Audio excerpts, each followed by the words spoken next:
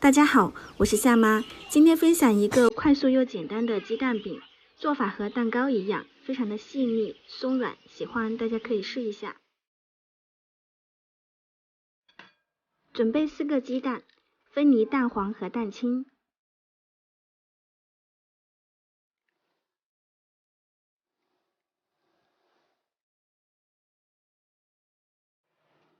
蛋黄里面加入30克食用油，纯牛奶150毫升，炼乳30克，搅拌混合。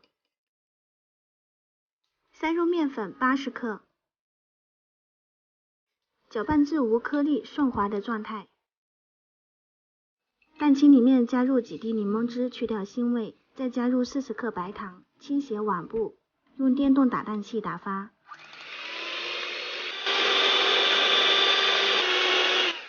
打发至能立起来就可以了，再把蛋黄液倒进去，用翻拌的手法进行混合。翻拌均匀后放入到裱花袋里面。装得太满了，将就一下吧。电饼铛提前预热，里面刷上1层油，挤入蛋糕液。开中火煎至表面凝固，翻面。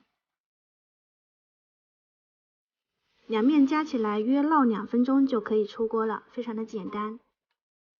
出锅后淋上蜂蜜就可以开吃了，非常的细腻又松软，不用发面、醒面，省时又省力，喜欢可以试一下。